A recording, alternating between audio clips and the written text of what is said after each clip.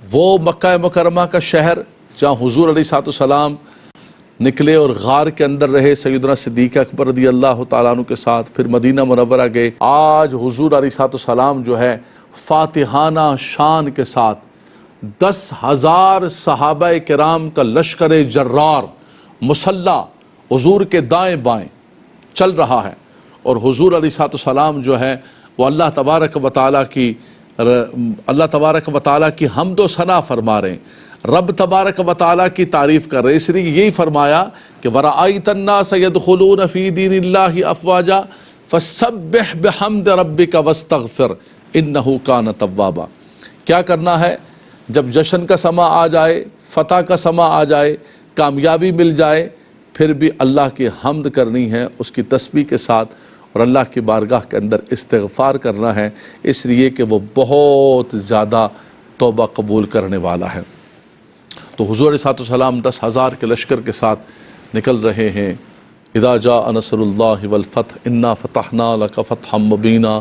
لیغفر لک اللہ ما تقدم من ذنبک وما تأخر۔ اللہ تعالیٰ نے فتح مبین عطا فرمائی۔ صلح حدیبیہ کے موقع پر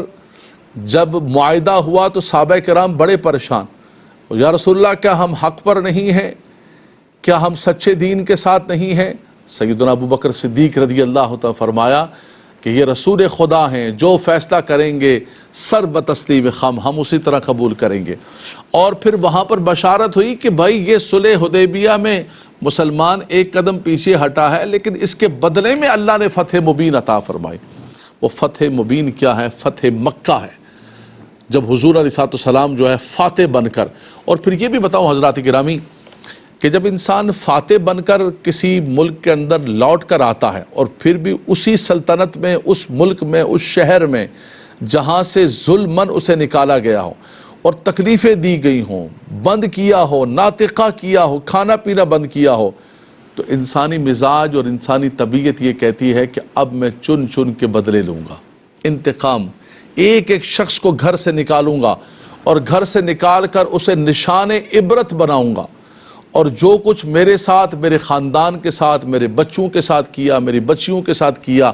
میں ایک ایک آدمی کا انتقام اور بدلہ لوں گا، اس لیے کہ اب میں فاتح بن کے آ گیا ہوں، اور اب میرے دائیں بائیں لشکر جرار ہے۔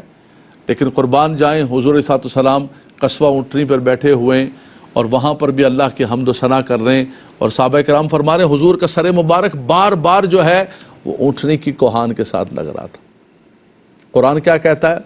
فرمایا ان الملوک اذا دخلوا قریۃ افسدوها وجعلوا اعزۃ اہلها اذلہ۔ فرمایا جب یہ ملوک، یہ بادشاہ فاتح بن کر کے بستیوں کے اندر داخل ہوتے ہیں تو خون خرابہ کر دیتے ہیں،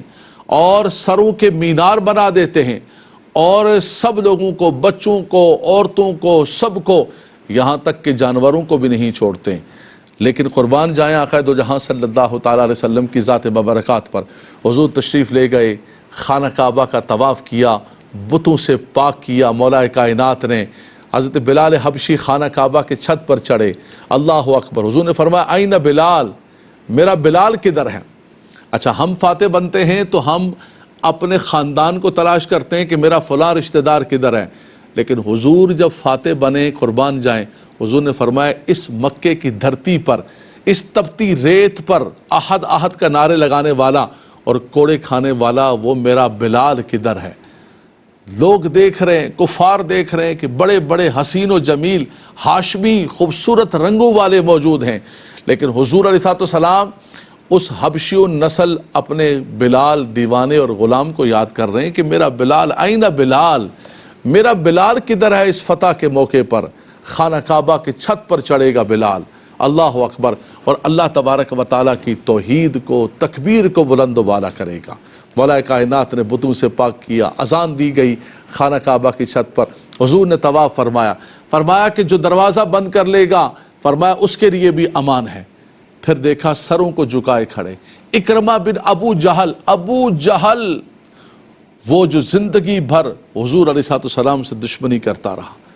بدر کے اندر دیکھیں، احد کے اندر دیکھیں، غزوات کے اندر دیکھیں، اس کا مال، اس کا سارے کا سارا،